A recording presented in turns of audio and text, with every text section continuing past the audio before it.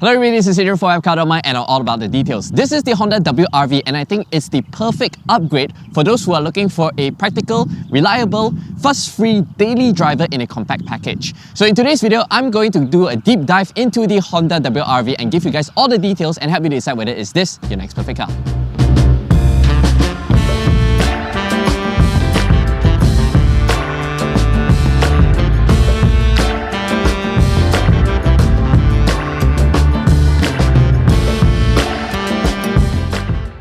Prices for the WRV starts at $89,900 and $107,900 for this top-of-the-line RS variant.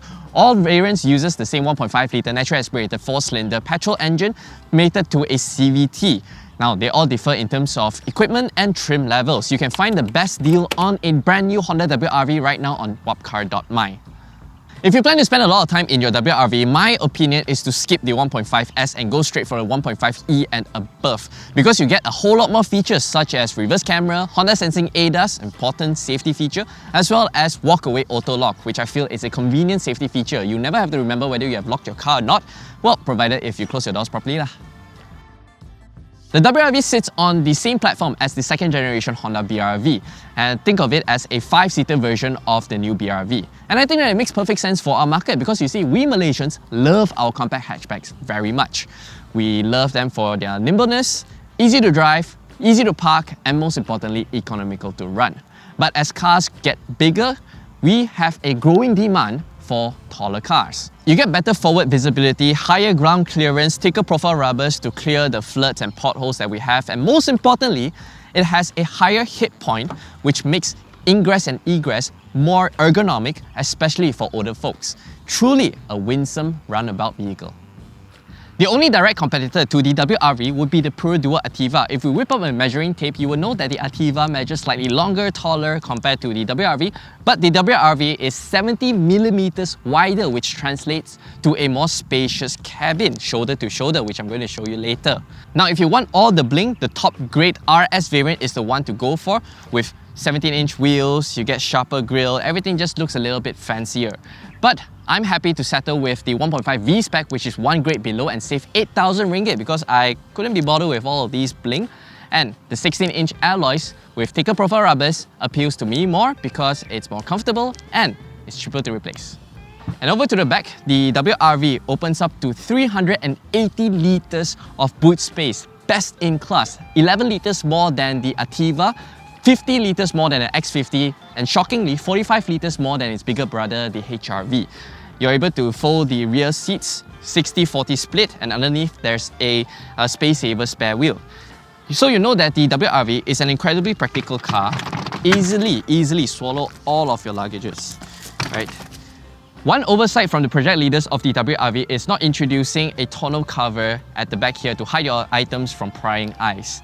Now, I know there are some aftermarket solutions you can find online which requires drilling of the side panels here and install one of the tonneau covers, which I don't recommend because anything that is not plug and play, irreversible, it's not what I want to do to my car.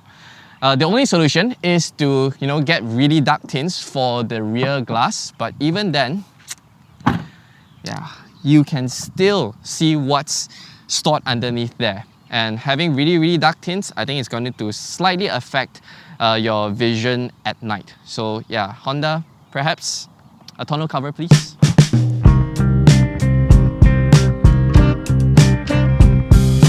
Stepping inside, I appreciate that the WRV is just simple and functional, right? There is a beauty in simplicity. You see, there's no complicated sub-menus, there's no complex screens, big screens whatsoever. Everything is just where you need it to be, and everything is operable with a push of a button.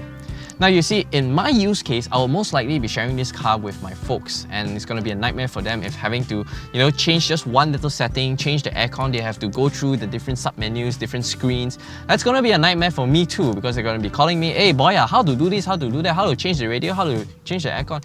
That's going to be quite a nightmare. So it's quite straightforward in the WRV. It's just a push of a button to start the car, a push of the button to change the instrument cluster screen to show you the different driving information, a push of the button to change the radio, a push of the button to control the climate control. Everything is just where it needs to be. Even though everything is very well screwed together, the cabin just doesn't feel upwards of 100,000 ringgit in this top-grade RS variant. You see, in the Ativa, that feels a little bit more modern with its floating screen and all the digital meters. And for the same money, you can net yourself a Mazda CX-3 1.5, which I'll admit that has a much more luxurious interior, but you don't get adaptive cruise control in that. Seated in the back seats of the WRV, I have the front seat adjusted to my usual driving position, and I'm 175 cm tall. I have just about 3 tennis balls worth of knee room. Headroom is about 1 tennis ball's worth, and space in the footwell is aplenty because I'm able to comfortably slot my feet underneath the front seat for a more comfortable seating position. Now, amenities in here include 2 back pockets, a 12-volt socket, a center armrest, adjustable headrest. However, the rear seats don't recline, so this is a fix, but it's still very comfortable because you get a nice support. Now, the biggest plus point to the rear seats of the WRV is the ability to fit a large-size water bottle into the side door bins. This is very rare for a car to be able to fit a large-size water bottle into the rear door bins. So yeah, very, very big thumbs up for me. Important to stay hydrated. In town, the WRV is as stress-free as it can be. Smooth, comfortable, light on its feet. It's definitely a massive upgrade in terms of driving experience, comfort, compared to, say, a first, second generation Myvi.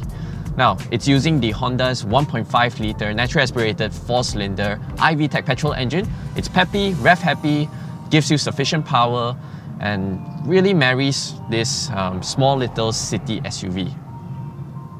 Honda LaneWatch camera projects a live feed over to the left side of the car and it completely removes your blind spot. It gives you a live view of what's going on, tells you exactly what's happening behind you. And it's especially helpful when you're stuck in congestions, in traffic jams, especially in town. Now, netizens will comment and saying that having blind spot monitors are better because it covers both left side and right side. Honda LaneWatch is only on the left side. However, based on what I know, 67% of all the cars with blind spot monitors don't adhere to it, so what's the point? Having this live feed camera is a whole lot more practical. The suspension feels like any modern Honda, where the secondary ride, when it absorbs the undulations, the minor frequencies, that's pretty good. Only on the primary ride, where it goes over the taller bumps and humps, when the suspension is just coming down, that can feel a little bit stiffer, especially over to the back. Now, compared to an Ativa, the WRV has an edge in terms of engine refinement, suspension pliancy, and overall MPH. Now, despite the RS moniker, the WRV is definitely not warm hatch material. You can't even use lukewarm in the same sentence. What you have is a winsome roundabout vehicle. Gets you straight from point A to B in style and in comfort. Worry-free. Now, Honda sensing that's been honed on Malaysian roads, you get a system that performs way better than anything else in this price point, in this segment. It's able to quickly identify your, especially motorcyclists, weaving in and out of traffic, the car in front of you just braking so suddenly, and it's a very reliable system. And it dramatically reduces fatigue, especially for long, boring highway drives like this. And hats off to Honda Malaysia for stuffing in Honda sensing from the 1.5 E-Spec onwards, and that's priced from 95,900. So if you don't need all the bling, you don't have to go for the full shebang in the RS variant. Are there any complaints or flaws to the Honda WRV? Well, I wish it had wireless Apple CarPlay, better sounding speakers, rear air vents, powered tailgate, perhaps a two-tone roof. You see, it's such a complete package that the flaws are all this frivolous stuff. If you're looking to upgrade your old little hatchback, a new car for your college-going daughter, a compact daily roundabout for your folks, or perhaps just a small little SUV for your family to get around town, I think that the Honda WRV could be the next perfect car for you. But if you're more into the luxury, the glamour, the bling, and perhaps you want something that's sharper to drive, you don't mind the space and practicality, you don't mind having semi-autonomous driving feature, I feel that the Mazda CX-3 1.5 could be a better fit for you.